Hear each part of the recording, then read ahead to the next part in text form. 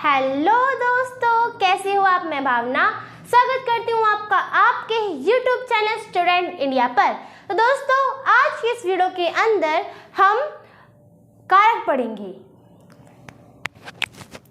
Hello दोस्तों, कैसे हो आप। मैं भावना स्वागत करती हूँ आपका आपके YouTube चैनल स्टूडेंट इंडिया पर। तो दोस्तों, आज की इस वीडियो के अंदर मैं आपको कारक पढ़ाऊंगी। तो पहले तो ये जान लेते हैं कि कारक कहाँ से आया। तो आपने संज्ञा तो पढ़ी ही होगी। तो संज्ञा क्या होती है? किसी भी व्यक्ति का नाम, व्यक्ति, वस्तु, स्थान, किसी का भी जो नाम होता है वो कहलाता है, संज्ञा कहलाता है। मतलब नाम ही संज्ञा होती है। पढ़ी आपने संज्ञा। तो संज्ञा के 3 स्टेज होते हैं। पहला कौन सा होता है? लिंग होता है, दूसरा वचन होता है, तीसरा कारक होता है। तो मैंने आपको लिंग पढ़ा दी है, वचन पढ़ा दी है। तो आज की इस वीडियो के अंदर हम कारक पढ़ेंगे। ठीक है, तो शुरू करते हैं अपनी वीडियो। तो कारक क्या होते हैं? संज्ञा या सर्वनाम के जिस रूप का संबंध क्रिया के साथ होता है उसे हम बोलते हैं कारक। मतलब संज्ञा या सर्वनाम के जिस रूप का संबंध क्रिया के साथ होता हो, क्रिया को हम बोलते हैं वर्ब, वर्ब के साथ होता हो, उसे हम बोलेंगे कारक। उदाहरण है जैसे राम ने रावण को सीता के लिए बाण से मारा। तो राम ने रावण को सीता के लिए बाण से मारा। इस वाक्य के अंदर अब आपको बताना है कि कारक कौन सा है। तो इसने परिभाषा में बोला था कि संज्ञा या सर्वनाम की, पहले तो हमें ये जानना है कि क्रिया कौन सी है। तो आपको पता होगा, तो क्रिया वाक्य के अंत में आती है, पता है आपको। तो हमारी क्रिया क्या है? मारा। ठीक है, तो मारा हमारी क्रिया है। अब संज्ञा या सर्वनाम के जिस रूप का जिस रूप का संबंध, तो संज्ञा सर्वनाम कौन सा है हमारा? एक राम संज्ञा है, रावण, सीता, बाण, ये 4 हमारी क्या है? संज्ञाएं हैं। अब इनका संबंध किसके साथ है? मारा मतलब क्रिया के साथ हो। तो मतलब संज्ञा या सर्वनाम का संबंध, संज्ञा या सर्वनाम के जिस रूप का संबंध हमारे क्रिया के साथ होता है उन्हें हम बोलते हैं कारक। जैसे अब राम है, अब राम का संबंध मारा के साथ कैसे है? देखो, राम ने किसको मारा? रावण को मारा। किसके लिए मारा? सीता के लिए मारा। किसके द्वारा मारा? बाण के द्वारा मारा। तो मारा जो है, किसको मारा, किसके लिए मारा, किस साधन के द्वारा मारा, ये सब कौन बताता है? इस राम, जो राम है उसके द्वारा हमें पता चला कि इस राम ने मारा था रावण को। किसके लिए मारा? सीता के लिए मारा। किसके द्वारा मारा? बाण के द्वारा मारा। तो इसके अंदर जो राम है ये कारक है। अब हमें ये पता करना है कि ये कौन सा कारक है। जैसे परिभाषा में बोला था कि संज्ञा या सर्वनाम के जिस रूप का बोध, ये कारक तो है, ये संज्ञा है, इस टाइम हम संज्ञा मान रहे हैं इसको।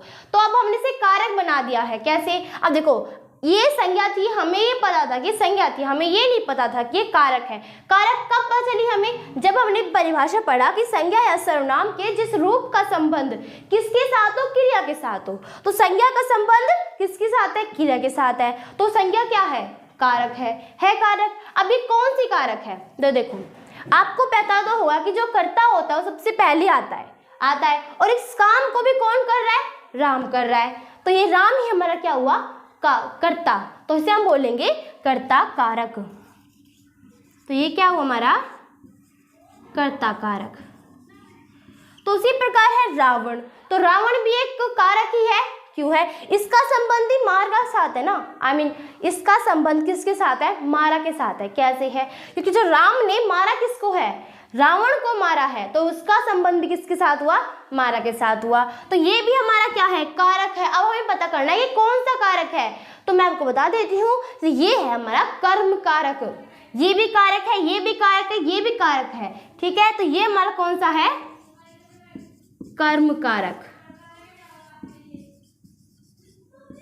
फिर हमारा सीता भी एक कारक है।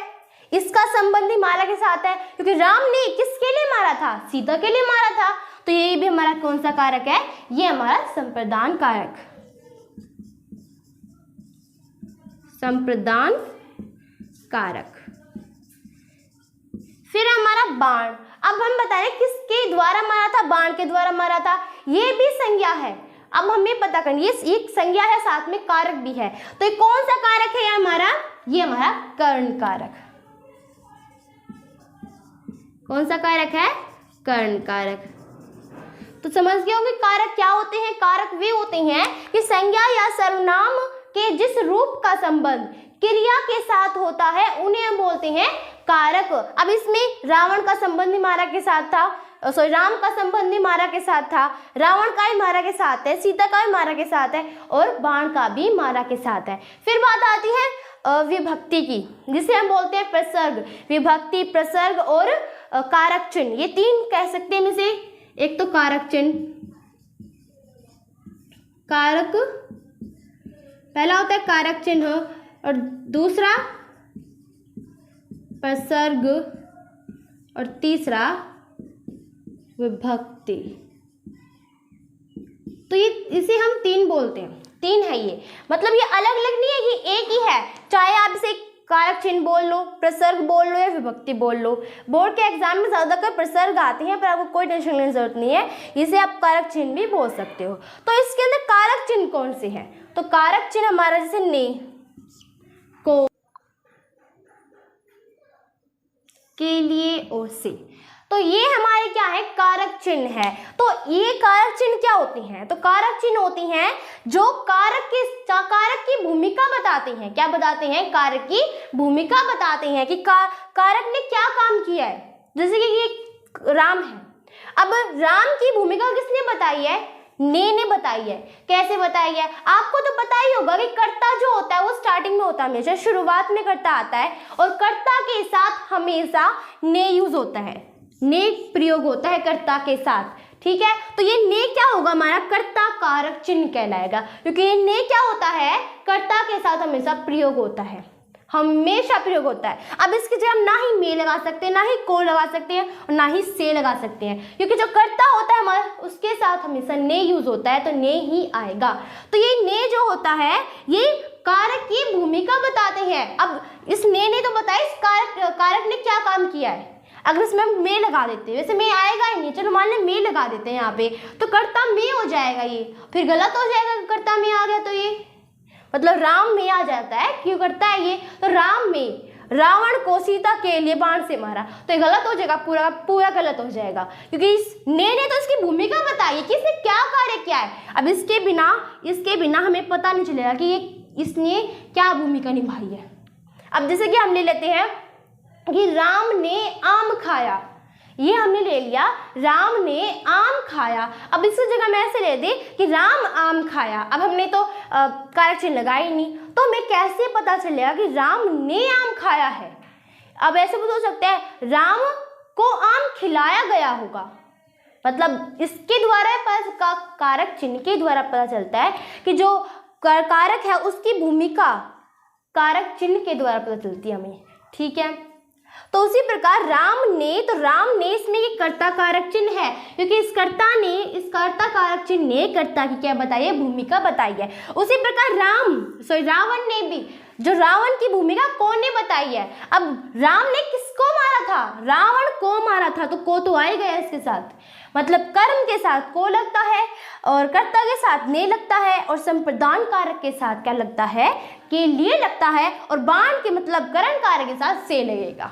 ठीक है, अब के लिए ने किसकी भूमिका बताई है? सीता की बताई है। ये किसके लिए मारा था? सीता के लिए मारा था। और से ने किसकी भूमिका बताई है? बाण की, कि किसके द्वारा मारा था? बाण के द्वारा मारा था। समझ में आ गया कि कारक चिन्ह और प्रसर्ग विभक्ति एक ही होती है, हमें से कोई बोल सकते हैं कि कारक चिन्ह होते क्या, ये भी आपको समझ में आ गया होगा। ठीक है, तो अब हमने कारक पढ़ लिए हैं। कारक की डेफिनेशन मैंने हमको बता दी है कि संज्ञा या सर्वनाम के जिस रूप का संबंध क्रिया के साथ होता है उसे हम बोलते हैं कारक। ठीक है, और जो कारक की भूमिका बताती हैं उन्हें बोलते हैं कारक चिन्ह, या फिर हम प्रसर्ग विभक्ति बोल सकते हैं। तो अब हम पढ़ेंगे कारक के भेद।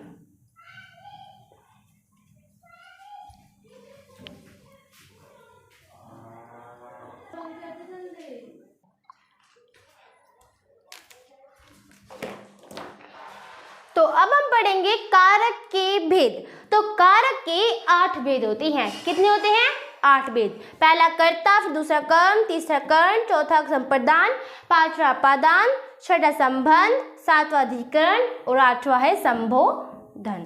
तो संबोधन ये हमारे 8 भेद होते हैं। तो पहला होता है हमारा कर्ता। मैंने आपको बताया था कि कर्ता क्या होते हैं, कर्ता के साथ हमेशा ने लगता है। क्या लगता है, ने लगता है। तो इसकी उसी तरह कर्ता के साथ क्या लगता है, हमेशा ने लगता है। कर्म के साथ ये सब हमारे प्रसर्ग है, या फिर हम बोल सकते हैं ये हमारे क्या है, विभक्ति चिन्ह है।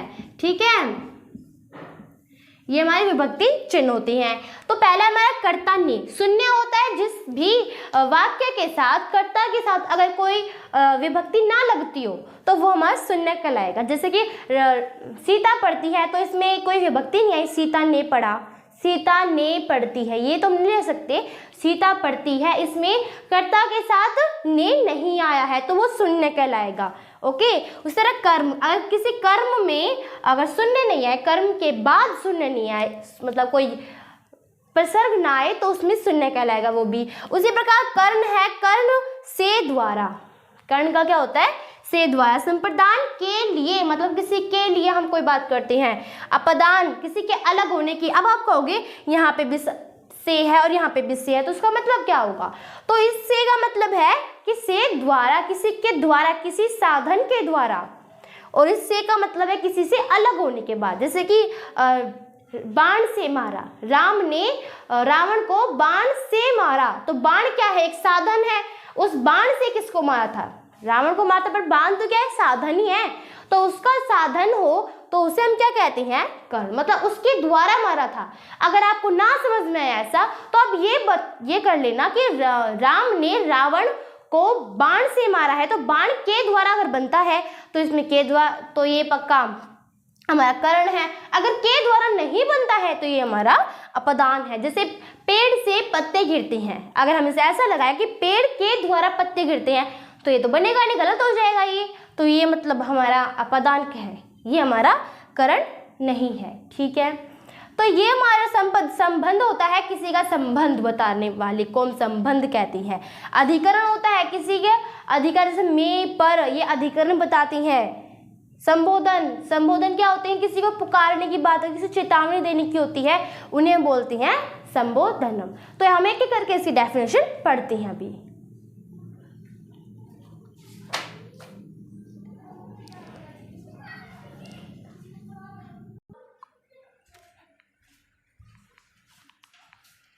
तो अब हम इसकी एक करके डेफिनेशन पढ़ते हैं। तो कर्ता क्या होते हैं, कर्तव्य होती हैं। कर्ता मतलब जो स्टार्टिंग में तो आप आते ही हैं, शुरू में तो आते हैं। मैंने आपको बताया था कि जो कर्ता होते हैं शुरू में आते हैं।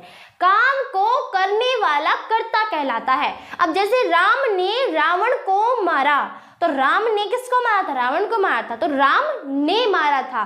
तो इसके साथ हमेशा विभक्ति चिन्ह हमारी ने लगती है।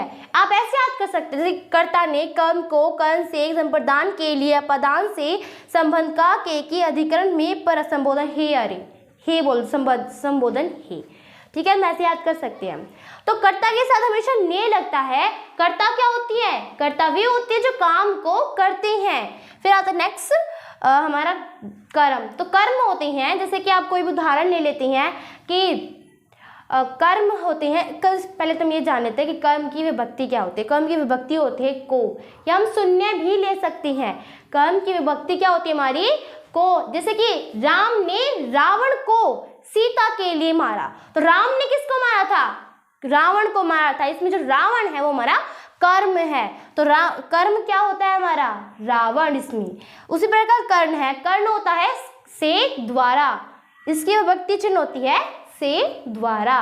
तो अब हमारा कर्ण क्या होता है, कर्ण होता है, जैसे मैंने आपको बताया था कि राम ने रावण को सीता के लिए बाण से मारा।